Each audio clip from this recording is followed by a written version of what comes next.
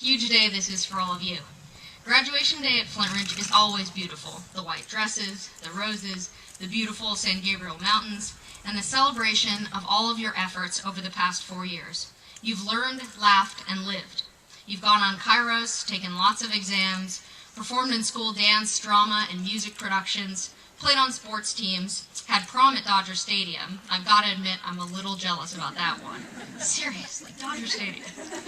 And you're all marching on to that next phase in your lives, college. I don't want to spoil it for you, but let me just tell you right now, college is awesome. 11 years ago, I was sitting right where you are now, a graduate of the class of 2000. I don't remember being nervous, but I must have been since I was about to address my class and the massive crowd of family and friends as salutatorian. I sat under that hot pre-summer sun, trying not to sweat too much, and reflecting on my 4 years at FSHA. I was the ASB vice president, a Kairos leader, a volleyball player, and in love with my classmates and my teachers. I already missed everyone at Flintridge, but I looked forward to my future with enthusiasm and excitement. I was waiting for my name to be called to get my diploma, and really, I was waiting for the rest of my life to begin. And it did.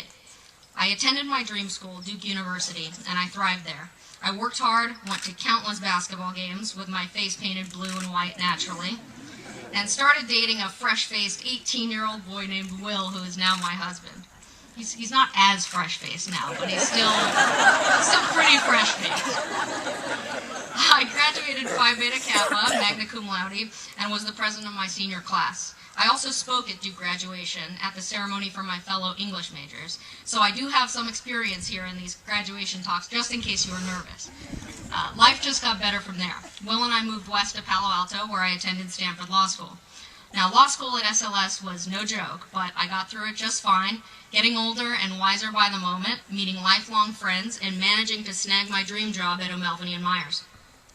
I took the bar exam in July of 2007, and Will and I got married a couple of weeks later at Stanford's Memorial Church. After our honeymoon in London and Paris, I started my career as an attorney at O'Melveny here in LA, and loved it from the first moment I started. I was home and settling into my very fun, very busy adult life. I was living the dream. And then I got blindsided. Last September, I was diagnosed with stage 4 colon cancer. Stage 4 as in see you in heaven colon cancer. You guys can laugh, there's a happy ending. Sorry. My first surgeon was devastated. Through tears, he choked out the news to my parents and husband. When my family first told me of my diagnosis, I wasn't devastated at all. There were no tears of sadness. In fact, I smiled. Well, there we go. My political future is now a lock. Who votes against a cancer survivor? A real jerk, that's who. Only I didn't say jerk. I'll tell you what I really said after the ceremony. Luckily, my first surgeon was wrong, and there was a way to survive this deadly disease. My treatment plan was aggressive, and it wouldn't be easy. Chemotherapy, followed by radical surgery, followed by more chemotherapy, but I was ready to do it. I would endure 13 rounds of chemo and 11-hour surgery that included a complete hysterectomy and removal of my spleen, gallbladder, and abdominal cavity lining. But I would fight through each step with optimism and toughness. And if you guys want to see my scars, I'll show you after the ceremony as well. They are pretty serious. After that 11-hour surgery, I was told there was no way I'd walk out of that hospital under 21 days. I was discharged in 14 days. I've got my final round of chemo tomorrow. I am in remission, I've beaten stage 4 colon cancer, and I'm a survivor.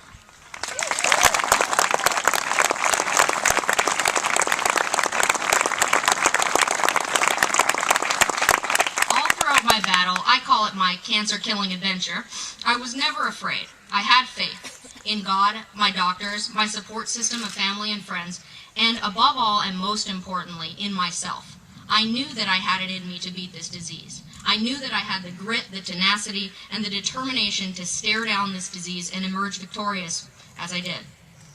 I started a blog at the beginning of all this, wonderglow.com, which has actually become pretty popular with over 25,000 unique visitors and readers in over 80 countries.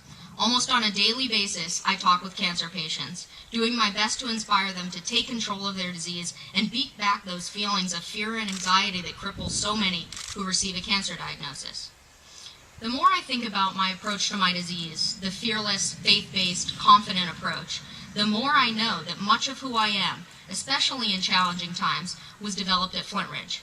The things that are so important to our development here at Flintridge, integrity, hard work, and good character, are exactly what carried me through every challenge and opportunity in my life. In so many ways, my time at Flintridge made me into the woman I am. And Flintridge has helped make you the woman you are. You will embark on your college careers and the rest of your lives with that strength and confidence within you. You will rock that first day of school, that exam, and that first date. There's no doubt that you'll face challenges in your lives. You'll struggle in a class or in relationships, but take heart. You're well equipped to conquer any challenge, and the struggles you might face will make you stronger, smarter, and wiser. Now, given that I am your commencement speaker, it's only right that I give you some advice. I know you're sitting there waiting for the rest of your lives to begin, so I'll be quick.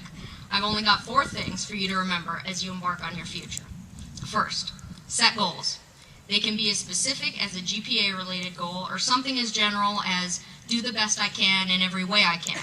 But whatever it is, make it personal to you and commit to it. Write it down, hang it on your desk, or put it in your wallet. Keep yourself focused on goals, and I promise you, you'll be more successful in your life than if you didn't.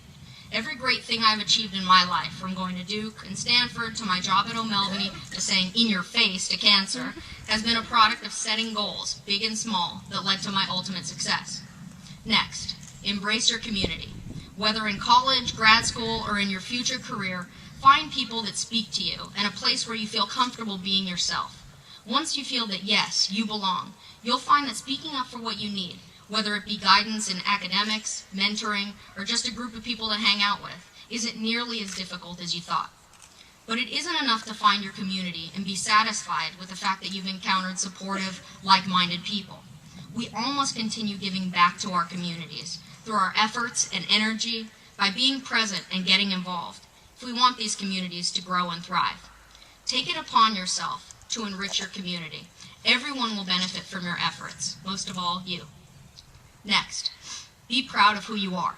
You know who you are, where you've come from, and how hard you've worked to get to the point where you're at today. Take that pride and self-respect and let it guide you in everything you do. Hold your heads high. Don't shy away from difficult tasks. And know that once you put your mind to it, you can do anything. And finally, don't forget Flintridge. Don't forget your classmates, these sisters of yours, who've gone through every high and low with you over these past 4 years. Keep your relationships strong, and know that when you need a friend, these girls have your back. Don't forget your teachers either, the people who put time and effort into shaping you into better students and better people. And don't forget all the lessons you've learned here. Go out there and claim your part of the world. Live your lives with enthusiasm and gratitude, and don't be afraid to dream big. We have all been blessed to have spent our high school years here, and it is our duty as Flintridge women to let our light shine. It is our duty to leave the places we go to and the people we touch better as a result for having known us. And I have no doubt that you wonderful young women will do just that. My warmest and heartiest congratulations to you, class of 2011.